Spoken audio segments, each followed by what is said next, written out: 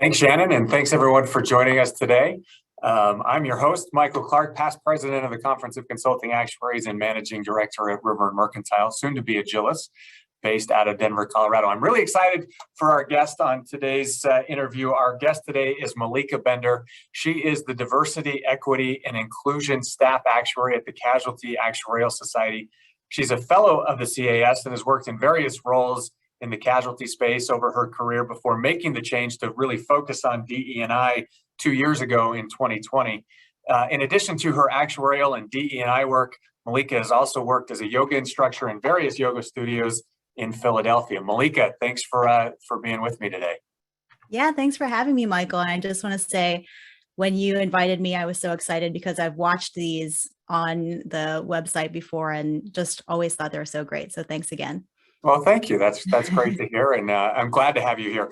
I'm really excited for our conversation today. There's so many things that we have to uncover, but let's start with, for those that don't know, I'd love for you to take just a few minutes to share some of your backstory that led you where you're at today. Why did you become an actuary? What led you to the various roles you've had? And let's start there. Yeah. So why did I become an actuary? I'd never heard of actuaries or really any careers in the insurance industry growing up. And I think, it's such a common story that people became an actuary because they knew somebody, and I really didn't know anyone. I think my career aspirations in high school were, after I got over wanting to become a pop star, my career aspirations were really just to make money. And in my mind, that meant I should become a CFO, but I didn't know even how one goes about doing that. So in college, I was tutoring math and statistics, and that sort of led me back to this understanding that I really enjoyed doing that because I loved how you could use numbers, data, and analytics to help explain the world and tell stories. So that really led me into a statistics major.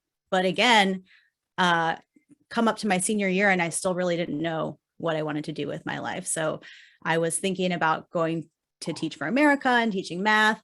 And I bought a Careers for Math Majors book. I've told this story a lot of times. It was in alphabetical order. So the first one was accountant, and that seemed, didn't that look that appealing to me. And the second one was actuary. And I read about what actuaries do, maybe one paragraph, two paragraphs. And I thought, yeah, I could do that. I liked the idea that I could apply my skills in a space where I knew I was having an impact on real people and having an impact on businesses. So I took the first exam and was able to pass that and get my first job. And, that really decided my career path for the next decade or so. So I just fell upon the career, but it was a great choice. And I would say after that, I worked in several different companies since then. And a lot of my career decisions were really influenced by my lifestyle choices.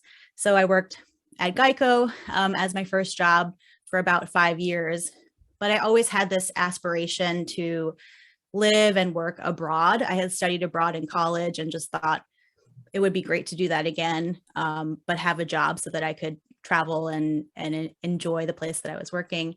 So after I got my fellowship, my husband and I both started looking for just jobs in any other country. And ultimately we were able to move to Sydney, Australia, where we were for about 3 years. And then at that 3-year mark, it kind of felt like, okay, this adventure is coming to a close. We want to move on with our life, start a family, be closer to family. And that brought us back to where I am now in Philadelphia, and my roles at QBE and Willis Towers Watson, which were my last two actuarial roles, traditional actuarial roles before I began working at the CAS.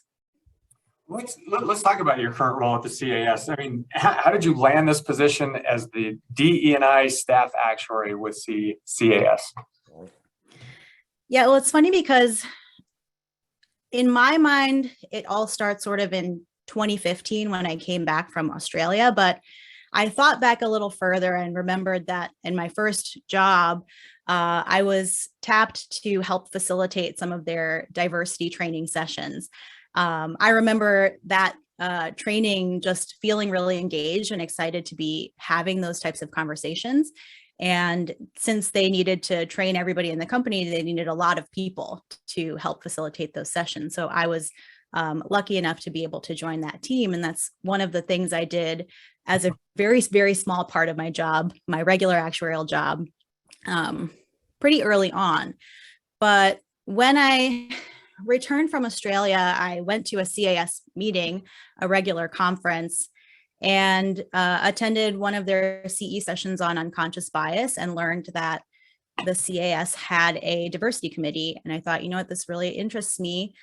Let me join this committee as a volunteer. And after a couple of years, I ended up chairing that committee and then helping to form what's now the CAS SOA Joint Committee for Inclusion, Equity, and Diversity.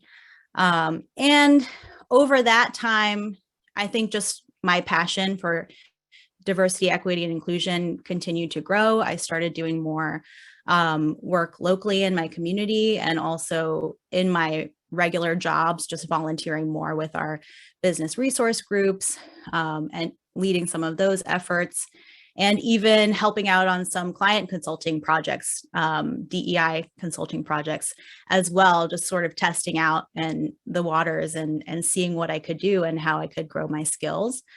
And, you know, started feeling like this is where I want to spend most of my brain space. I wish I could think about this 90% of the time instead of 10% of the time. And I also had a big life change as well. I had a baby who has special needs. And at that time, I really felt like I wasn't sure that I could maintain the pace that I was working at. So I did take some time off. And during that time, just talked more and more with colleagues who I'd volunteered with, colleagues and staff at the Casualty Actuarial Society, and sort of grew this idea and this passion, and it ended up turning into a new role at the CAS. And I started off there just contracting a few hours a week, and it really grew from there until 2021 when I became the Diversity, Equity, and Inclusion Staff Actuary, which has been very exciting and fantastic. We'll dive into more of that coming up here, but one of the things that I really like, and it won't be anybody that's listened to me in these conversations before knows that I'm a big proponent of volunteering, primarily because it can expose you to things that you wouldn't normally come across. Right. So I love the fact that part of your introduction into this space was because CAS had a committee that you were like, you know what, I'll give this a try. I mean, it was really a no risk, low risk thing for you to do other than giving up some of your time. Right. But the fact that it landed you to where you're at now, or led you to where you're at now, is really cool. And so I really appreciate that. Again, I'll put in that plug there. Volunteering, whether it's within the actuarial profession or other places, there's lots of benefits and new skills that you can learn that are hard to get anywhere else. So I think that's really cool that that's what that was part of the jumping off point for you. Yeah, well, and that just kind of reminded me, you know, one of the things I would say categorized my time in my other actuarial roles was I always had this really like this resistance to becoming a leader and to taking on leadership roles. So, you know, I would get to this certain point and I really wanted to be a doer and an individual contributor. And when I was in that diversity committee, I was asked if I was interested in taking on the chair role when the chair and vice chair needed to step down. And my first reaction was like, no, you know, I do not want to be a leader. But then I thought about it more and I thought, you know, this is one of the spaces where if I'm going to lead something, I would love to lead this, you know, and this feels important to me.